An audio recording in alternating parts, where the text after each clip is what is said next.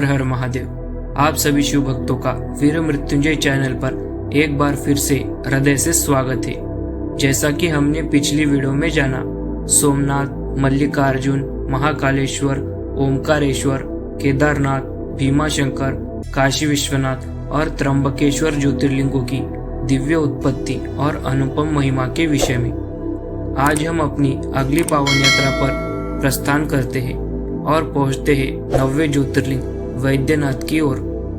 यह अद्भुत ज्योतिर्लिंग झारखंड राज्य के देवघर में स्थित है, जहां भगवान शिव ने स्वयं रावण की तपस्या से प्रसन्न होकर वैद्य रूप में उसे वरदान दिया था।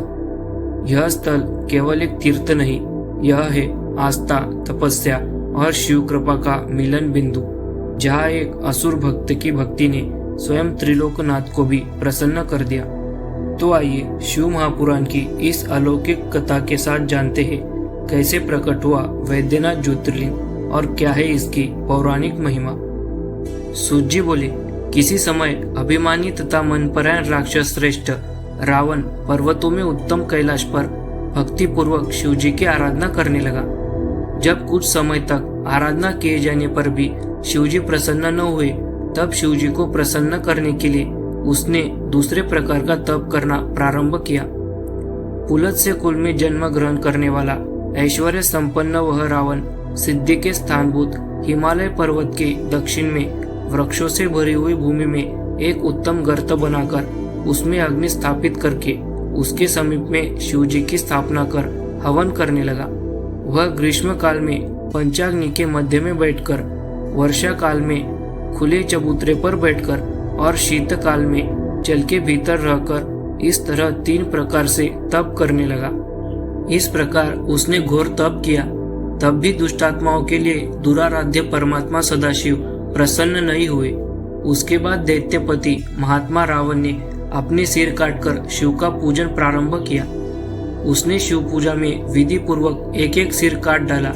इस प्रकार जब उसने क्रमशः अपने 9 सिर काट डाले, तब एक सिर के शेष रहने पर शंकर जी प्रसन्न हो गए और वे भक्तवत्सल सदाशिव संतुष्ट होकर वही प्रकट हो गए। प्रभु सदाशिव ने उसके सिरों को पूर्ववत स्वस्थ करके उसको मनवांचित फल तथा अतुल बल प्रदान किया। तब उनकी प्रसन्नता प्राप्त कर उस राक्षस रावण ने हाथ जोड़कर तथा सिर झुकाकर कल्याणकारी शिव जी से कहा। रावण बोला, हे देवेश, आप मुझ पर प्रसन्न होइए, मैं आपको लंकापुरी ले चलता हूँ। मेरी इस इच्छा को पूर्ण कीजिए, मैं आपकी शरण में हूँ। शिवजी बोले, हे राक्षस श्रेष्ठ, तुम मेरी महत्वपूर्ण बात सुनो।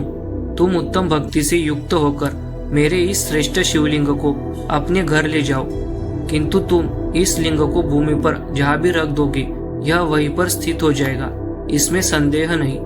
आप जैसा चाहो वैसा करो। सूत जी बोले, उन शिव जी के इस प्रकार कहने पर राक्षसेश्वर रावण ठीक है ऐसा कहकर उसे लेकर अपने घर चला।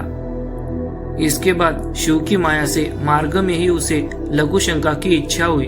जब पुलत्स्य का पौत्र वह सामर्थ्यशाली रावण मूत्र के वेग को रोकने में समर्थ नहीं हुआ, तब उसने वहां एक गोप को देखकर उससे प्रार्थना कर उस शिवलिंग को उसी को दे दिया।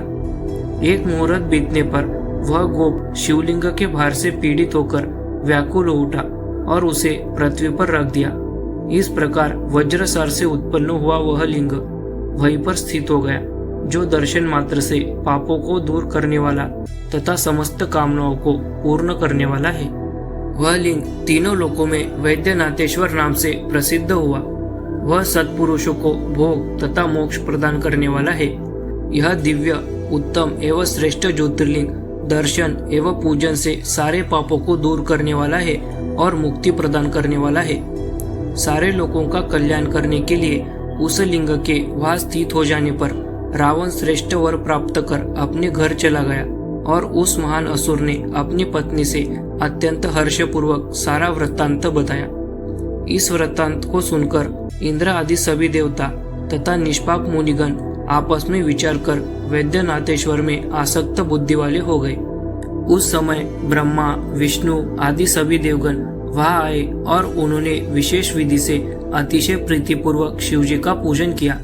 वहाँ भगवान शंकर का प्रत्यक्ष दर्शन करके देवताओं ने उस वज्रसारमय शिवलिंग की विधिवत स्थापना की और उसका वैद्यनाथ नाम रखकर उसकी वंदना और स्तवन करके वे स्वर्गलोक को चले गए। तो भक्तों, यह थी वैद्यनाथ ज्योतिर्लिंग की वह अनुपम कथा जिसमें रावण ने अपने तप और भक्ति से भगवान शिव को प्रसन्न किया। भगवान ने जब उसे वरदान स्वरूप शिवलिंग प्रदान किया तो रावण उसे लंका ले जाने लगा, पर शिव की माया से वह लिंग यही झारखंड के देवघर में स्थापित हो गया। जब रावण ने उसे उठाने का प्रयास किया तो वह लिंग वही स्थिर हो गया और भूत भावन शिव ने वही वैद्यनाथ ज्योतिर्लिंग के रूप में निवास किया।